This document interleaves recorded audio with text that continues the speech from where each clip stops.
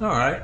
Start off by introducing yourself and telling us where you were in the Peace Corps and the years.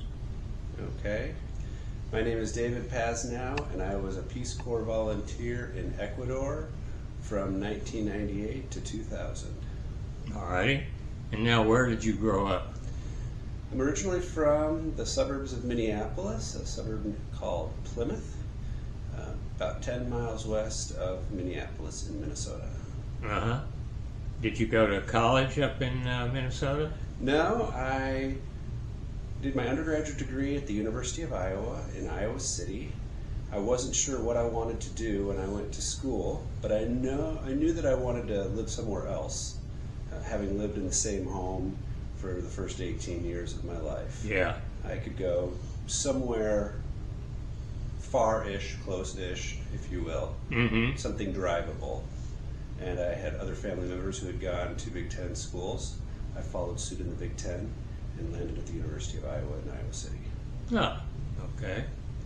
So, what year did you get to Iowa? Did you start your... 1994. I was in Iowa City from 94 to 98, not knowing what I wanted to study when I arrived. I took my general education requirements in Spanish, did well, enjoyed it, and thought, I'm going to leave here with a specific skill. Thought that Spanish... That's not supposed to happen in college, right? Undergraduate. I thought all my foolish friends getting finance degrees and accounting degrees were studying the wrong thing. Everybody's going to be speaking Spanish in the United States in 20 years, and if you don't know Spanish, you're not going to be able to get around. Wow. Did anyone share your opinion?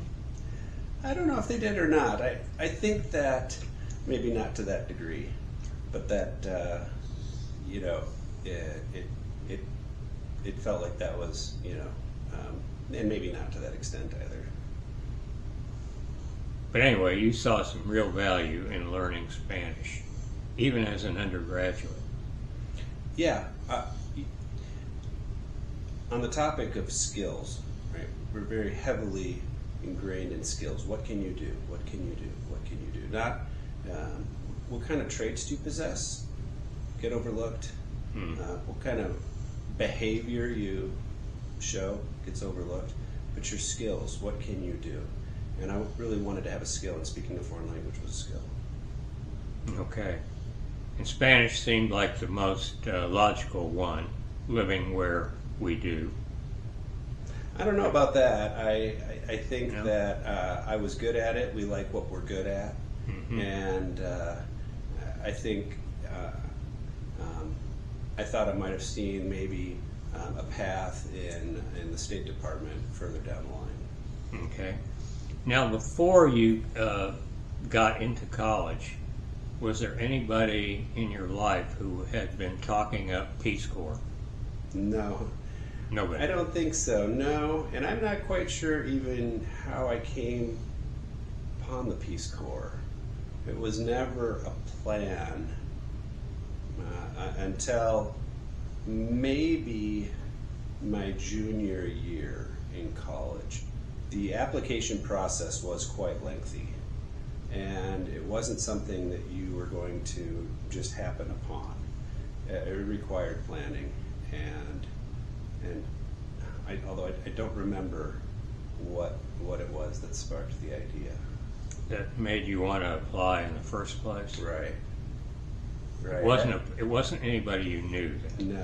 No. You never knew a Peace Corps volunteer? No. But you must have had a pretty positive view of Peace Corps to be interested in it. Did you? Well, I think that, yes. I thought as far as the brand equity, if you will, the name itself, the Peace Corps, it felt prestigious. And it felt like something that, quite frankly, would be a resume builder. More so than AmeriCorps, which I believe was also an option at the time. But I believe in conversations, the AmeriCorps program felt much more like an employee of the organization, whereas the Peace Corps volunteer felt more like an entrepreneur in a foreign country. Mm-hmm. And it is a foreign country, and you don't know which one. That's It right. could be any one of numerous. But they all have one thing in common, all these countries. What's that, in your opinion? They've asked the Peace Corps to be in the country. Mm-hmm. That we are there by invitation. Yes. So, let's see. What did you get your degree in? It was Spanish. I'd say Spanish philology, a Bachelor of Arts, the language itself. And that might have been part of the reason why I wanted to go into the Peace Corps, is that I had spent my time studying the language, the morphology, the syntax, the lexicon, but I didn't really know the people or the culture of Spanish-speaking countries. Mm-hmm. I had studied abroad in Spain, but even then I was in the Basque country, which has a culture all of its own. And I hadn't really spent any time in South America, other than a little bit of time in Mexico and a little bit of time in the Caribbean on vacation. Not any real time, Mm-hmm. and no time in South America at all, for that matter. And I thought that this was an opportunity to further out really my education. You were single at this point when you graduated from college, is that right? Mhm. Okay. And you had friends. Did any of your friends say, David, you're crazy. Don't do this. No, and I think maybe that might just be because going into the Peace Corps is exactly probably the type of thing that I would do. So they knew you, and Mhm. of course Let's say he would do that. makes sense. Yeah. All right. It made sense. So you applied, and you said it was a very lengthy process. It was. It wasn't for me at all. No? No, took 10 or 15 minutes. I filled out a form, I sent it in. 2 weeks or 3 Yeah. weeks later, I was in. Yeah. It's not like that anymore. Or it wasn't back in 98. So what was it like? Well, if I can remember correctly, there was an initial application. And maybe the initial application was 15 minutes. But there was no guarantee of an invitation. And the application might have been like a college application or a typical job application with demographics and experiences. But then after the application, there was a waiting period. There was an extended waiting period that might have been a month to 6 weeks. From that waiting period then, you would find word that your application had advanced. It was a process, it was a series of steps. The application would be advanced, and it would be advanced to a background check, where then I believe I needed to go in and get fingerprinted, although I can't recall exactly, but there was the background check, and then there was the wait. And then there was the medical clearance, and then there was the wait with the physical and the questionnaire. They needed to make sure that you were going to be healthy enough, or at least they were going to be able to provide medical services to you if you had an underlying health condition in country that they would be able to accommodate. Right. And then there were the interviews, and it was the interview phase that where I, leading up to that, had a region preference, and my region preference was Latin America. I had a Spanish degree. Yeah. I spoke Spanish. It was, an obvious fit for me to go to Latin America. I didn't want to go anywhere other than Latin America, and there would be no reason to send me anywhere other than Latin America because I had already checked the box on the language requirement. Mm-hmm. Mm-hmm. At that point then, it became a country and a program. And I had it down to 2 programs. One program was beekeeping in Guatemala, and one program was rural health education in Ecuador. And in the interview, the manager, the interviewer, told me basically, you need to make a request. It was not, I'm good with either. I needed to decide. And I thought, beekeeping in Guatemala seems pretty narrow in its scope. If I don't like beekeeping, I'm spending the next 2 years doing something I don't want to do. Yeah. Rural health in Ecuador, much broader program. Rural health or public health encompasses a number of different activities. There's a much larger variety of things to do, so I decided on rural health in Ecuador. Did you have any family members who had been in healthcare? My uncle is a psychiatrist, and I can't think of anybody else at the time. Okay. Yeah. Were your parents still living at this time? Mm-hmm. What were they saying to you? They were very supportive. Very supportive. Very supportive.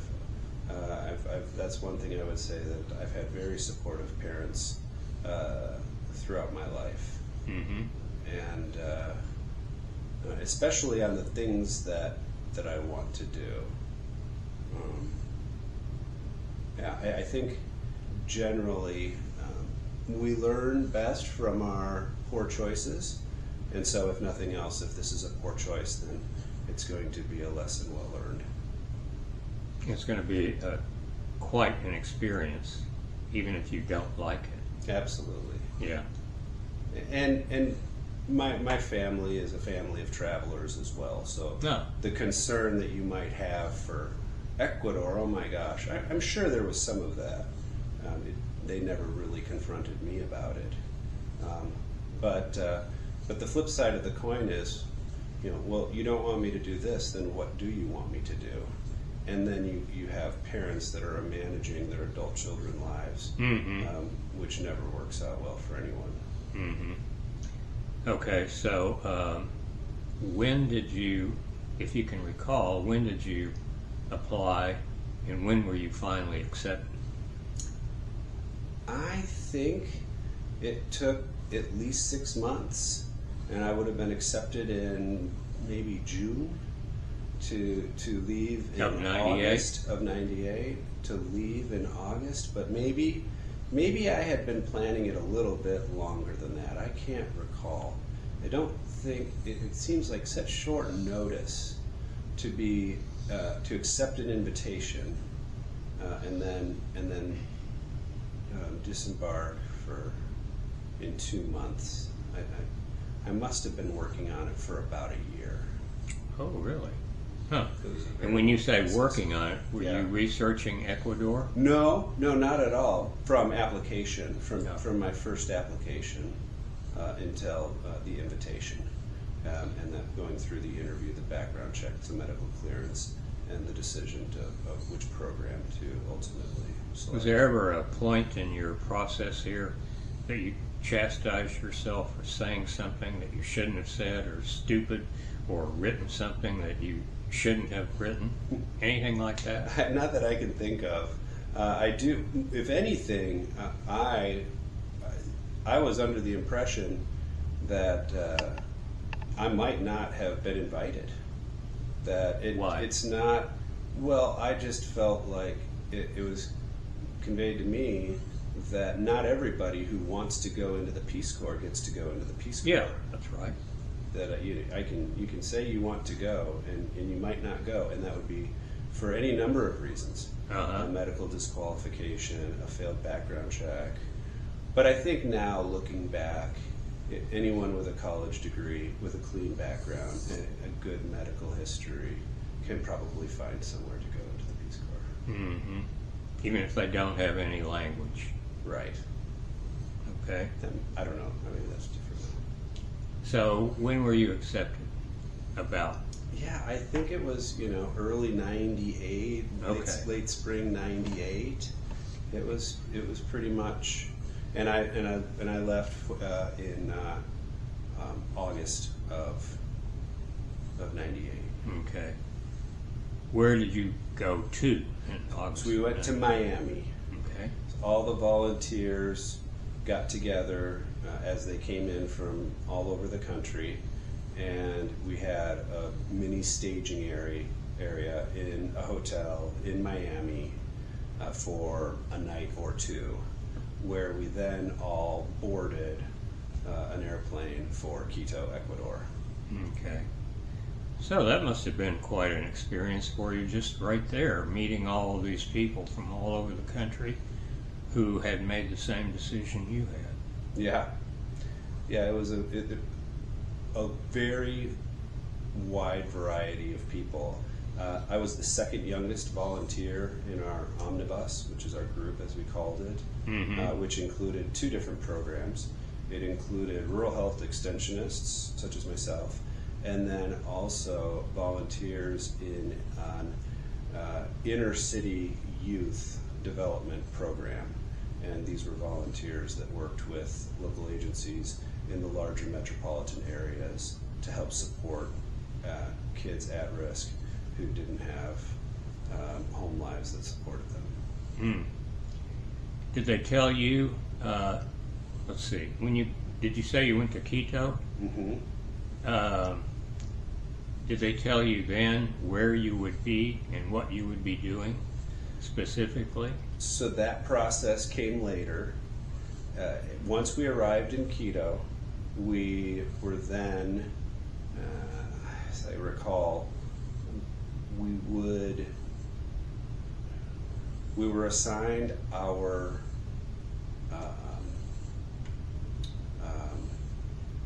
host families. So the volunteers during training stayed with a host family in the town of Tumbaco, about 30 or 45 minutes outside of Quito, at where the Peace Corps training facility was in Ecuador, and we stayed with host families for 3 months while we received training in the language, as well as the culture, as well as the technical skills that we would need to fill our volunteer roles in country. And we at the end, towards the end of the 3-month training period, or 2-month training period, we then selected our sites. You selected your site? Yes. Really? I selected. I've never heard that. Yeah, we selected our own sites. Well, we selected within a pool. So if we had, and I don't remember the exact number, we'll say 26. So there were 26 volunteers in the rural health extension group. So if we had double that with the youth development program, there were approximately 50 of us going through this training session that was semi-annual. Every 6 months a new group came in, made up half of rural health, half of youth development. And so they split us up, since some of the sites were rural health and some of the sites were youth development. They put a piece of paper with a synopsis of the community, the location, and the program on the walls around the room. They went around the room, and we had, say, 26 volunteers from 26 different sites. All sites that were vetted by the program directors in country who had requested volunteers. Many of the sites had had volunteers previously. My site had had a long history of volunteers. One of the volunteers actually married a member of the community while he was there. And so the sites for the rural health group were broken into geography. There are 3 main geographic areas of Ecuador. There's the coast, the Sierra, or the mountains, and the Oriente, or the jungle. And wow, sounds fantastic. yes, and each one has its own culture, much like in the United States. The culture of Texas is very different from the culture of Connecticut. Yeah. And you can go all around the country, and not to paint too broad a brush, but the culture of the coast is very different from the culture of the mountains. You could say the same thing about LA and Boulder, 2 very different cultures based on their geography. And I knew for my part, I wanted to be in the Oriente. I wanted to be in the jungle. The reason why I wanted to be in the jungle is because the people there, and the community I picked specifically is called Pitarishka, and it is a small Shuar community that is located... What's that mean, Shuar? Shuar is an indigenous group native to Ecuador, and perhaps maybe the larger Amazonian region of Central South America. They have their own language? They'll have their own language and their own culture. And my community was a community of about 300 people on the main highway. Wow. 51 miles south of the provincial capital, Puyo, of the province, Pastaza. Very remote, although we had bus service regularly. It was about 30 minutes to the nearest phone and about an hour and 45 minutes to the post office. Wow. What do people do in that 300 community? Mostly farmers. They have farms in the forest. They raise bananas, plantains, yucca, a tuber that resembles a potato, and then also timber. But also, that's a great question. The other half of the answer is, even though I was there for 2 years, I don't know. They were all very, very poor. Just unbelievably poor. So they raise things, and presumably they would sell them in some kind of market, and it couldn't just be the local market, could it? Because no, it was. It was? It was so small. Well, not the local market in the community, but in the provincial market. Oh, okay. Yeah. And so they were just living sort of hand to mouth, most of the people in the community. A lot of them did not have running water. A lot of them didn't have even latrines, and a lot of them had dirt floors. The wood, the lumber for the homes was cut by chainsaw, and it was a very say vertically integrated. They procured everything they needed to live from what they had. Now there were some exceptions. There were some Sony TVs, right? There were some luxuries. Yeah. Who had How could you have a Sony TV amid that? Some of the members of the community had some means. Some of them, for example, my counterpart was the health coordinator for the Department of Health for the region, and he would have received a stipend from them. And then others, certainly there was political representation, and so there were some means politically within the community as well. And but it by and large, people were subsistence livers. Definitely. Yeah. They had a school, though, right? They had a school. I taught some English in the school. They wanted me to teach English. They were very enthusiastic about me teaching English. I was open to the idea of teaching English. Officially, the Peace Corps does not have teaching English as a program in South America, or didn't at the time. My belief on that is they did not want to motivate people, create some upward pressure on immigration, and facilitate the possibility of any sort of immigration on that front. Not that it would have made a difference one way or another. No, the means didn't exist for there to be any immigration at this point. But I taught a little bit of English. They had their school, and each grade has its own building. And its own building. Its own building. Were these made out of grass? Or Well, a lot of bamboo? a lot of the, again, in this, so the school, again, a lot of the infrastructure was built by the government. So the Department of Education came through and built the school, or the school houses. And when I say it was by grade, they start off with, just imagine an old schoolhouse here in the States in a rural community. And then, as the community grows, the school then becomes a second building. They don't go and build one big building with classrooms. It was a series of buildings that would house 25 to 30 kids. And so with a community of 300, with all of these grades, where are all these kids coming from? They're coming from other communities as well. So this community of 300 was one of the larger communities in the area. Some of the communities, just being, a grouping of homes of 50 people or more. Why do you think they wanted to take English? Well, I think that To get out of there? yeah. It would be easier. Yeah.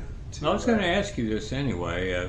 When you got to your assignment and you assessed it, did you decide people are basically pretty happy? That's great. Yeah. Or Yeah.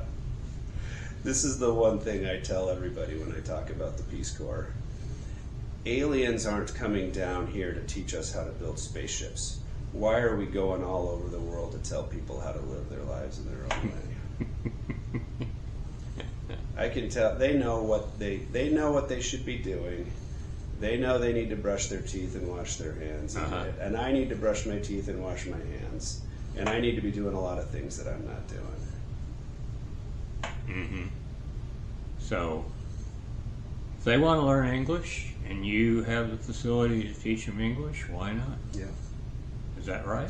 Yeah, I was perfectly content with that. Yeah, and again, having such a wide variety, that was not a public health initiative. No. But that was earlier on. It felt like a way to get plugged into the community, meet the kids, develop rapport, build trust, and integrate into the community. That was a very quick and easy way to do that, and it was doing something that they wanted me to do, and that's why I did it. And I don't know how long I did it for. Maybe a year. Maybe a year of the 2 years where I came in. But they had their own curriculum as well. And the other thing about the community where I lived in the Shuar was their primary language. So for many of them, Spanish was a second language. And Did most of them know it? Yeah, absolutely. Okay. They all spoke But they didn't Shuar. use it.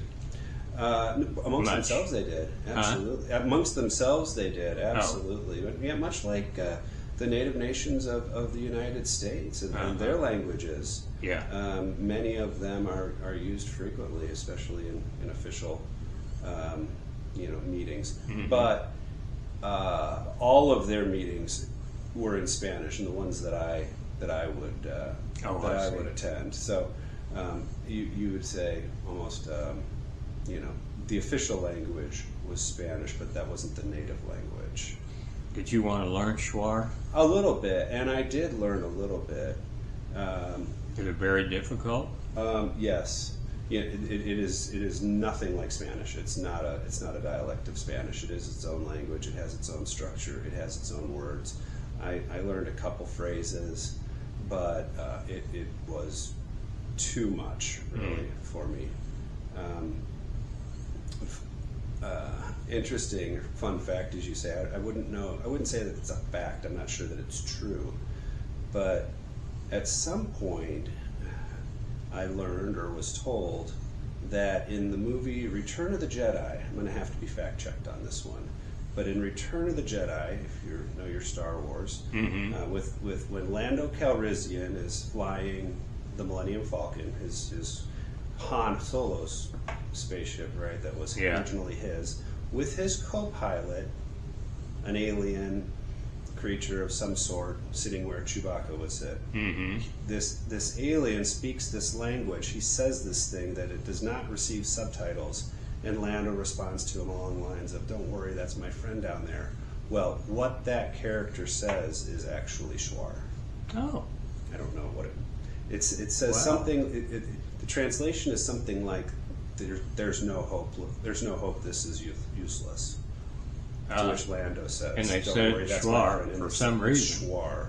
Yeah, I'd have to go back and surely there's a way to check that out. Oh, I think so, and I think you'd want to know it. I would. I hadn't thought about that in years. That was something that came back. Now with, I'm sure you could do a quick check. Now tell me about the Rural Health Initiative. It sounds like it's planned and ready to be executed, and you're one of the people that's going to make it happen. What was it? Well, that's just it. It was different for everyone. It was not. It was very open-ended. It was the absolute opposite of the beekeeping. There were components that could be, fulfilled. So we did vaccination campaigns. Okay, and the Department of Health would send in vaccines, and the health clinic. For what? Yellow fever, polio, tetanus, Hep C, I think, and again, so several of them. I remember administrating a number of, I believe, polio, which were droplets under the tongue, yellow fever in the glutes, and then a number of others in the arm that were subcutaneous, just under the skin, that would cause a little bulge, as well as intermuscular. And I don't remember the names of all the different vaccines, but we did that several times, and we would go out into the communities, and we would vaccinate, and we would keep a log. When you say we, who do you mean we? My counterpart and I, and the community health organizer. Was your counterpart Ecuadorian? Mm-hmm. He was Schwar. Okay. Mm-hmm. And did he have any training in health? Mm-hmm. Some. More than you? Probably, yes. And then also there was the health clinic that was staffed by what I would say is a resident, someone who had finished medical school, somebody who had a required rotation in a rural setting, and we would get Ecuadorians from other parts of Ecuador to come to the community, and I think 2 or 3 of them rotated through over the 2-year period. We also had teachers come and teach in the school who rotated through, and again had 2 or 3 of them come through over the 2-year period. That would be a requirement as part of either their medical degree or their teaching certification. They would need to spend time in a rotation in a rural community volunteering. And so it was interesting that I was an outsider as an American, and then I would befriend outsiders from Ecuador who came into this very remote village. I mean, take the most remote community in America, and this is even more remote than that. Yeah. They're just completely disconnected. Was it in the jungle or bordering on the jungle? It was on the highway between 2 major provincial capitals. So to get any further east, you were walking. There was no roads east from where I was. And because really, the way the geography of southern Pastaza is set up, there were no roads west either, because you would land into the tributary of the Amazon, kind of isolated and cut off the area, which led into the mountains as well as you worked your way westward from the jungle. So it was a loop around, if you will. It was coming in from the west to the provincial capital of Puyo to the north, a road down south, crossing a river, and continuing on to another provincial capital in the south, which then would loop back north into the mountains. And is all of these places in the jungle or bordering on the jungle, or give me a better idea? You would say it's the jungle. Now, Are there trees growing up all around? And Yeah, but it's not like, you know, it's... pythons are not hanging from the trees. What's that? No, no. But I remember walking at night and hearing something big in the jungle right along the side of the road, and I sometimes think that he thought I was dinner, and it could have been a big cat. I didn't see a lot of big cats. One of the community members killed an ocelot, and was very proud of this beautiful cat that he had hung up on a tree. But these cats, kind of like the wolves and the farmers in Montana and Wyoming, they are killing their livelihood, and there's no patience for them. So who am I to judge? Yeah. How often did your team go out to provide your service? You know, it was really sporadic. I would be the first to admit that I was not a very good volunteer, and that's really, I think that's something that a lot of volunteers would say about themselves in looking back. What difference did I make for the people down there? Not much. Now, before we get to that, Okay. just focus on what I asked you, and that Okay. was, how often did you go out and provide, rural health? Sure. You know, I would say weekly at the most. You know, so we did vaccination campaigns. How many campaigns did we do over a 2-year period? Maybe quarterly,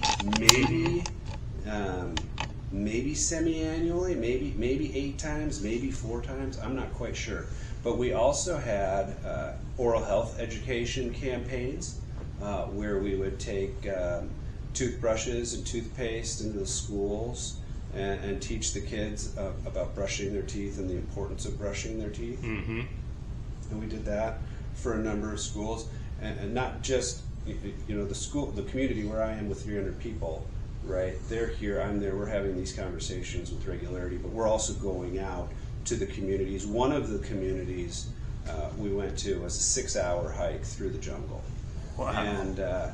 And so the trick about the jungle is it's very wet, especially, you know, in the winter months, in the rainy season, and it's very wet, and if you don't know where to step, you're going to sink. Ooh. And then, not like quicksand, but just in the mud. Yeah. And well, just imagine a 6-hour hike on solid ground, gravel, versus a 6-hour hike through the mud. It's through the mud is exhausting, but then also you've got the mud all over you, and it was really interesting. And that's, you know, walking through the jungle is a skill. It was remarkable that when we would get to these locations, my counterpart, who had spent his entire life there, would be clean as a whistle. He'd have a little bit of mud on his heel. And I'd get there, and I've got mud all the way up my inner thighs and everywhere. And now I was much bigger than he was, so I was going to sink more than he was. But it's knowing where to step. Like hiking, it's knowing where to step. And that's the skill. But as far as we'd have machetes, and there would be some, you know, hacking your way through. But there are a lot of established trails, and then the canopy is so thick that there's not a lot of undergrowth. And so really, if the trees are built up, it's very walkable. It's the areas where the trees aren't grown up, where it's all just pure underbrush and it's impossible to pass through. Okay. Going back to your question about the jungle and what's that like, it's generally much more walkable than you would think. Oh yeah, I was never in a jungle, so I would have no idea, really. Yeah. It's just very wet, and then just a lot of, and you need to be careful, snakes and bugs and other things. Yeah. Absolutely. Ants, really ants. Was there ever a time during your stay there in that community that you thought, I've had enough of this, I'd like to see another place in Ecuador? I don't want to go home, but... No, and that was probably one of the reasons why I wasn't a very good volunteer, is that I spent a lot of time outside of my site. And that was the community where I was living, for a variety of reasons, but I was not there as much as I probably should have been.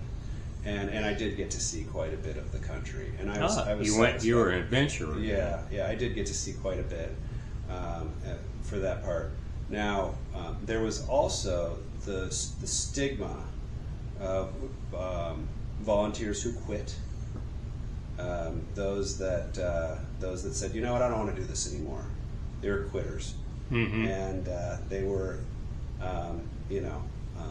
not as good as the ones who could tough it out and make it work.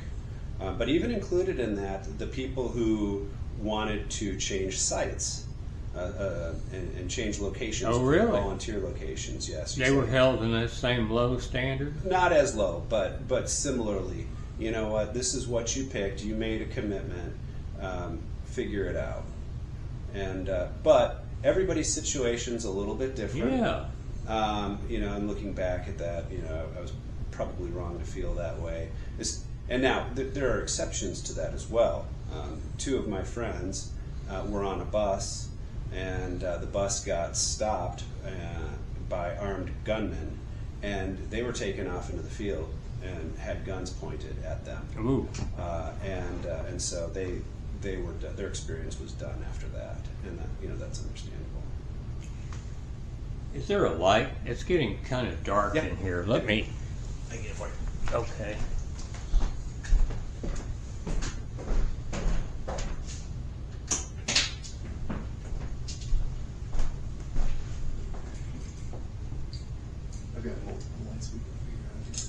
All right, you just have a seat over here again, and let's see how you look. Yeah, you were getting pretty dark. It started to rain.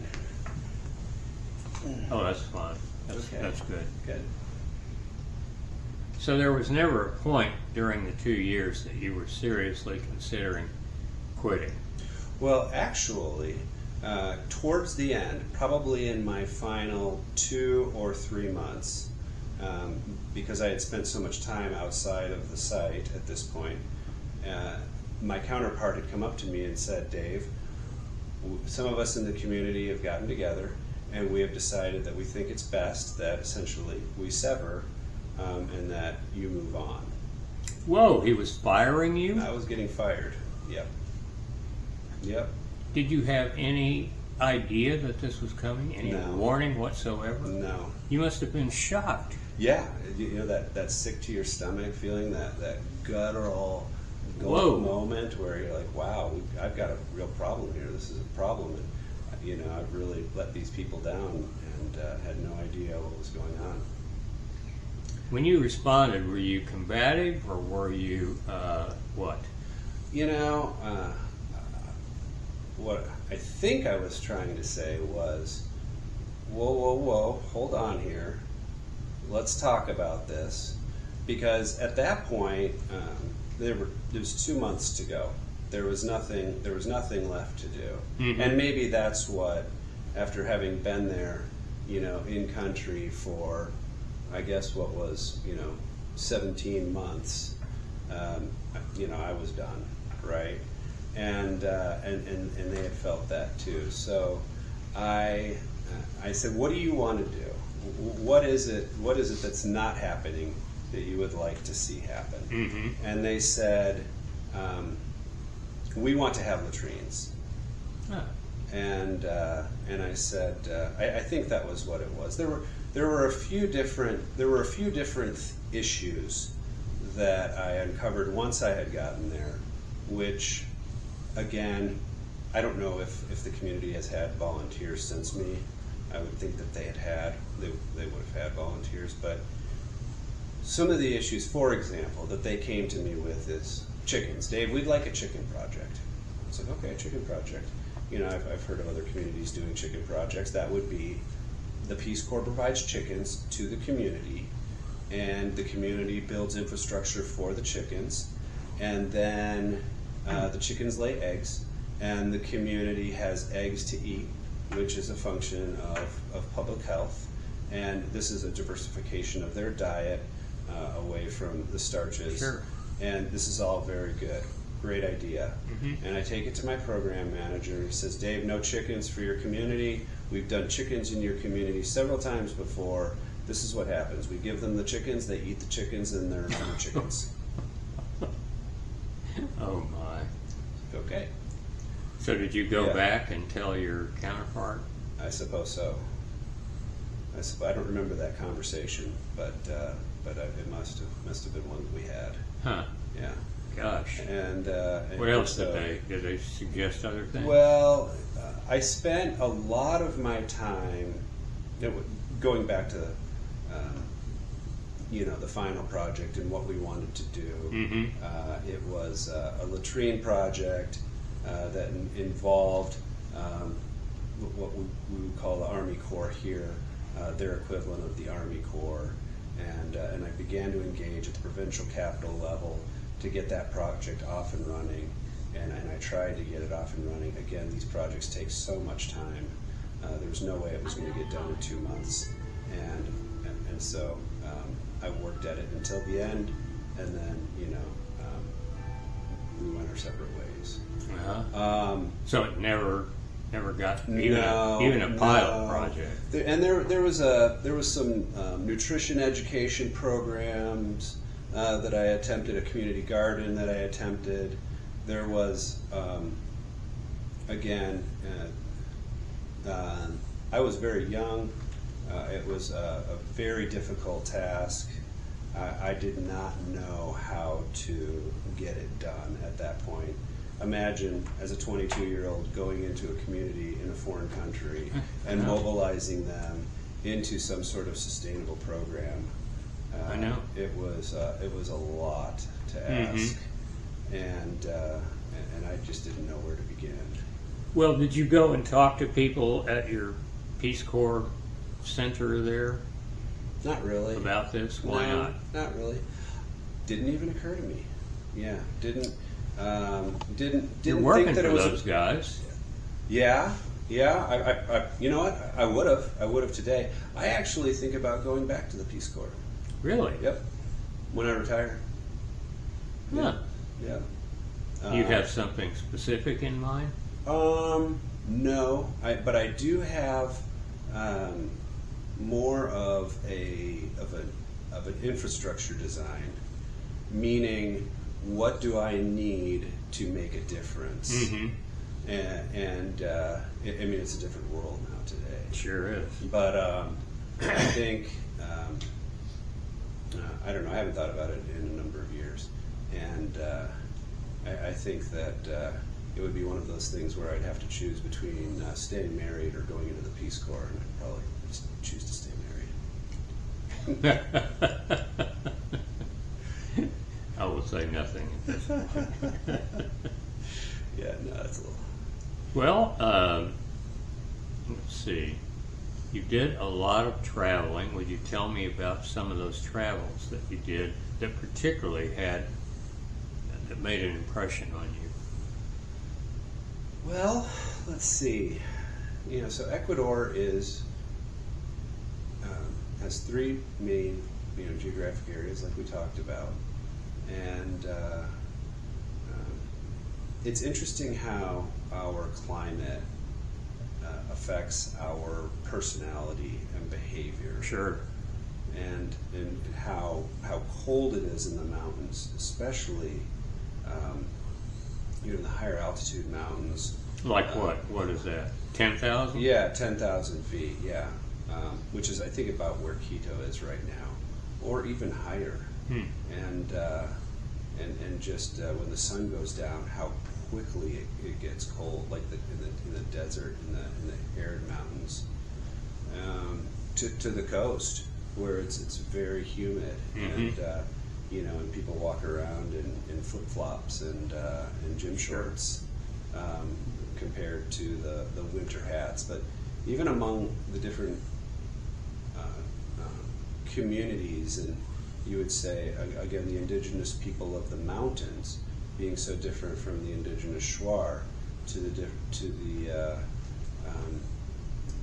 say more mestizos. I don't know if that's a term we use anymore, but the Ecuadorians who have more Spanish, who have more Spanish lineage in them, and to also black Ecuadorians as well, who I'd have to go back and check my history, but have found themselves there as well, mostly on the coast. So you traveled to all these places, up in the mountains? Yeah. Mm-hmm. Visiting other volunteers, mostly, pretty much exclusively, visiting other volunteers, and trying to build rapport, perhaps helping them with some of their programs. They'd come down and help me with mine, but also learning about the people, which was a major motivation for me.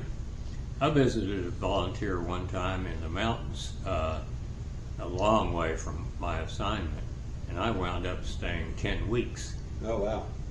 As they put in water-sealed toilets. And so that was one of the things I learned how to do, and then took that back to my community. Yeah. No, I was never out of my sight for more than like 5 or 6 days. Yeah. And I had, because of the remoteness of the site, it was 11 days on, 4 days off, because I couldn't get anywhere. It took 2 hours to get the mail, and so to go anywhere was a half a day. Yeah. And phones were out. Mm-hmm. You didn't have a phone. Did not have a phone. There was a phone 30 minutes away, but I didn't have anyone to call. Nobody had phones. You had to call home. Yeah. How was the country at that time as far as being relatively united? Were there any kind of gangs or violence the way there is now? No, yeah, and I'm kind of out of touch with it now, but it was very just localized. I was mugged twice, both times at night. Out of situation and ignored it. It's a reminder to always trust your gut. And you mean you felt like you were in a bad situation, and sure enough, you were. Yeah. Especially the second time, where I was with another volunteer, and I think I might have even said to her, I said, "Hey, this doesn't look good," and we're like, "It's fine," and we got pepper sprayed and some homemade thing, and we kind of wrestled our way free from this group and broke away. Did they get your money? No, they didn't get anything. The first time, though, they did take an amber medallion that my brother had given me from one of his trips to Prague, which was a pretty big loss. It was pretty sad to lose that one. Yeah. But so it wasn't dangerous moving around the country? No, the only thing that there were certain areas that were off limits. Sucumbíos in the north was off limits due to the FARC, the Colombian FARC, the Fuerzas Armadas Repúblicas Colombianas, or something, whatever, the FARC, but then also the oil and gas activity, Exxon, Shell, whoever's up there. It was just kind of a weird dynamic. There were no programs, and so it was prohibited. And then, and so they did a good job of making sure that we kind of knew where we were supposed to be, and we did a good job of adhering to the requirements in country. Now, the one thing that did happen while we were there that was unique is that the currency went through hyperinflation. I think it was in '98, and overnight, 5,000 sucres to the dollar became 25,000 sucres Wow. to the dollar. And so, yeah, and so what they did was they went through the dollarization, and Ecuador is now on the dollar. And I was there when the dollarization took place, and they have their currency version of the dollar with their, or the dollars, I guess, and their currency version of the coins, which correspond in size to U.S. coins. So, is $1 American dollar equivalent to $1 in Ecuador? I think so. I think it's the dollar. Huh. Yeah. What, did the currency look like American? Mm-hmm. No, I think it's the dollar. George Washington was Yeah. on the dollar bill. I think that's right. I think it's U.S. dollars with Ecuadorian coins. Oh. So the quarter was an Ecuadorian quarter dollar, and I'd have to look. I think I have some of it. That must have been something for you to be spending, all of a sudden spending dollar bills Yeah. in a foreign country Yeah. like that. Yeah. Huh. Yeah. Did you get paid? How did you get paid? We had a bank account, and that was a real challenge too. It was kind of a problem actually.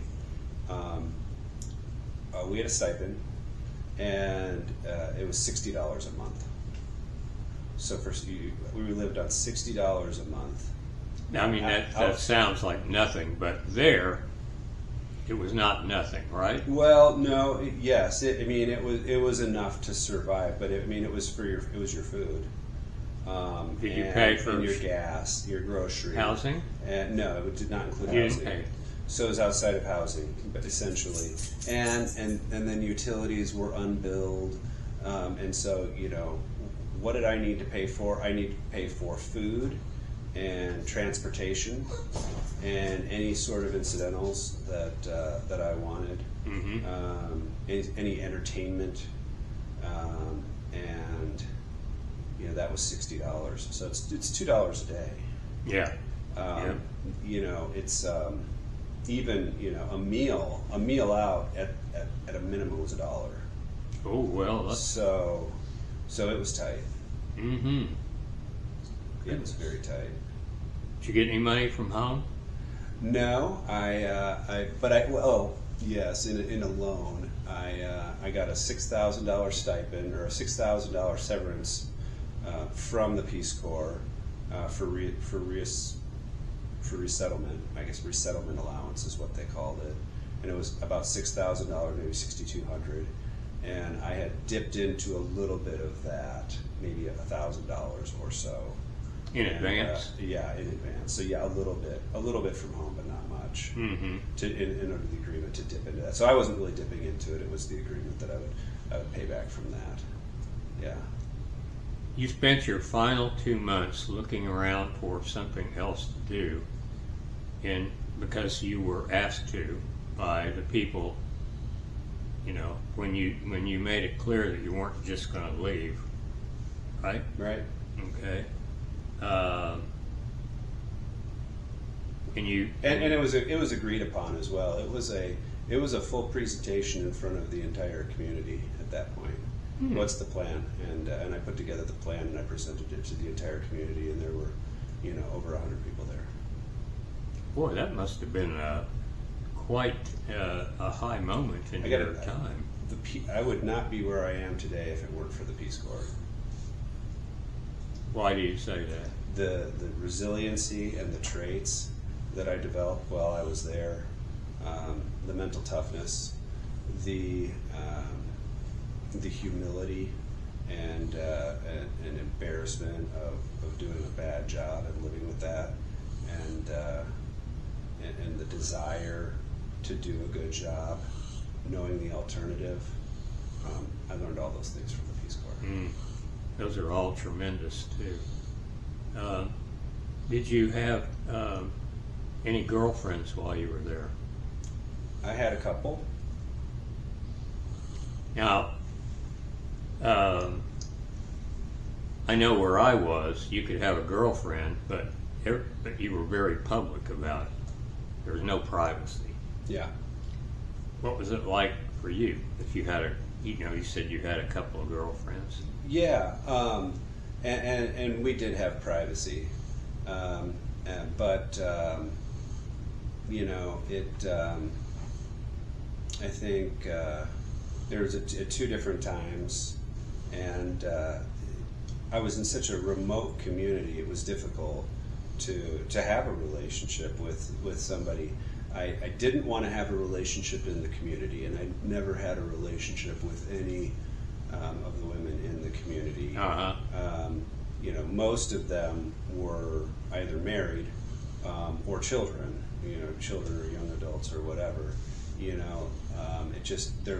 was too small. There was probably, of the women 18 to 22 who were unmarried, there might have been 3 of them. Oh. And so it's just, and I did not want to get involved in that at all. And so the 2 women that come to mind one lived in the provincial capital of Passnau, and then one I met in the coastal town of Guayaquil when I was visiting other volunteers, who later actually came and visited me in my community unannounced, which was not uncommon because there was no way to contact me. I had no phone, no internet, no email. Billy must have been surprised when she showed up. Very surprised, and to this day, and I've lost touch with her and wouldn't have any idea how to get a hold of her. But to this day, wonder how in the world did she? I told her where I lived, kilometer 51 on the Via Puyamacas highway, and and she made her way there, but with what money and with what designs, that perhaps certainly realistically hoping to find her husband. She was an Ecuadorian. Mm-hmm. She was not American. No. Okay. Mm-hmm. All right. Let's see. Is there something that you had been thinking about telling me when you knew that I was going to come over and do this interview? Yeah. That you haven't gotten to yet, or I haven't allowed it for some reason? Right. Well, I would, going back to the development and the community development, I spent an extraordinary amount of time with the municipal government in Passnau trying to build a fence around the health clinic, because one of my goals was to have this nutrition program in place and this community garden, and you have to have it walled off. Mm-hmm. You can't have it out in the open. There's too much wildlife that is going to come and destroy it, and there's just no. Since then, the fence has been built, but between the hyperinflation that went on, and then just a lack of, I don't know. I mean, some American's not going to come down here and tell us to build a fence around this clinic in the middle of nowhere. There's just no political will for it, so to speak. Did you actually sense that? That there would be that attitude that some of them would have, that you are not going to come down here and tell us? No, and it never occurred to me until just right now. I've never said that before, and I've never thought that before. Oh, okay. But that's just stream of consciousness and thinking that's might have been what it was. Well, it might have been. Yeah. Yeah. So, I put a lot of effort into something that was never going to happen.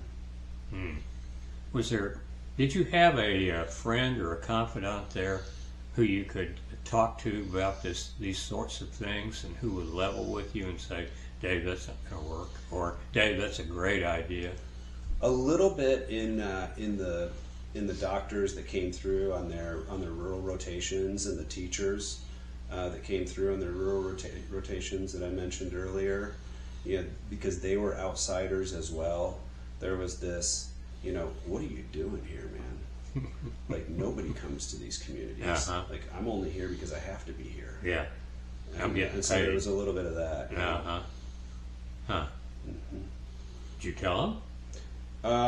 You know, maybe. You know, it didn't matter.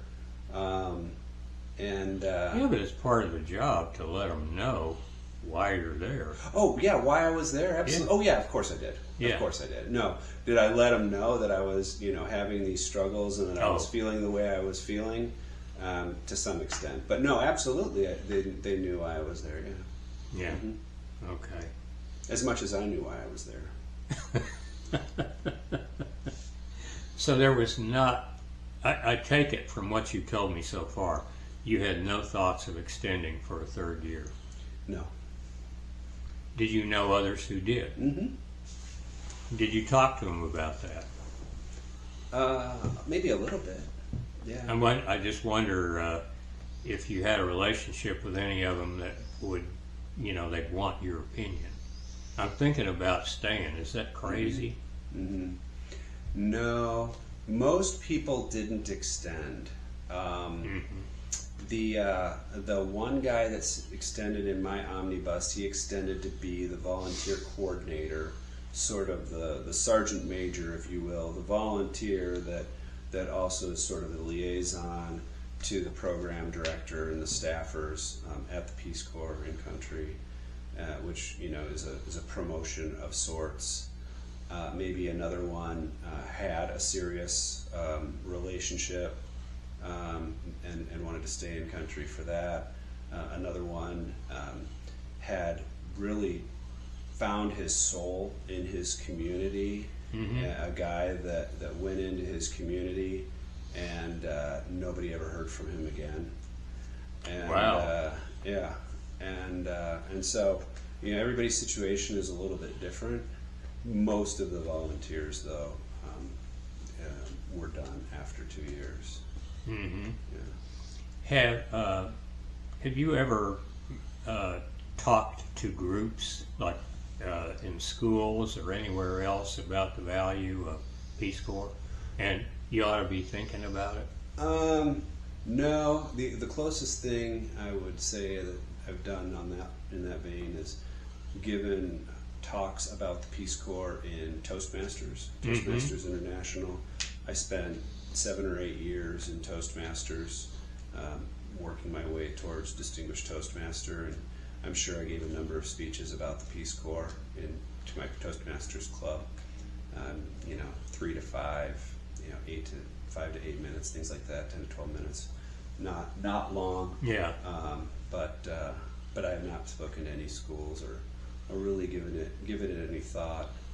I don't know that I'd be open to it, only because I've become pretty guarded with my time, and I'm when you reached out and asked to interview me, I said, yeah, I can carve out an hour and a half for that. And I think I could probably carve it out for the kids as well. I love kids, and I did talk to my brother a little bit about the idea of his son, my nephew, going into the Peace Corps. He's a recent college graduate, and he's not finding what he wants to do long term professionally, and for that activity to build traits, to build maturity, really. It's a great program for that. Absolutely. Well, I think you'd be a good one. I mean, if you ever decided that it was worth your time to talk to young people in particular, but I mean, it doesn't even have to be young people. You were thinking about joining the Peace Corps again, you said. Yeah. And I think that there is a lot of people who are reaching retirement age, and they don't know what they're going to do afterwards. Yeah. It's a possibility. Yeah, I think now, I'm in a much better place where I can make a difference because I have access to capital. I know that I can go anywhere, and I can start calling friends and asking for $100 checks, and I can get hundreds of $100 checks pretty quickly. Wow. And then you've got something. You know, whether it's you know, the acquisition of equipment that can drive revenue, or you know, the higher, you know, I mean, if nothing else, you know, you can always buy a job, right? A lot of people do it every day. Sure. It's called a franchise. Absolutely. You're buying a job. So there's all kinds of opportunity, and you know. Do you and your wife have any children? We have one. We have a daughter, 17. 17? Oh, well, she's getting there. She is. You talked to her about it? We have. She said she's not interested. Yeah. But you never know. She might change. She might change her She's mind. 17. She'll change. Oh yeah, We're all that's changing. for sure. We all Yes, change. absolutely. Life is an evolution. All right. Any last thoughts? Well, Richard, I really appreciate this opportunity. Thank you for coming out and asking for my opinions and my thoughts on the Peace Corps. Certainly. It was, you know, the opportunity of a lifetime, and I learned more than I could have ever hoped to have learned. And as they say in the Peace Corps, there's an old song that says, you know, I came to save the Peace Corps, and the Peace Corps came and saved me.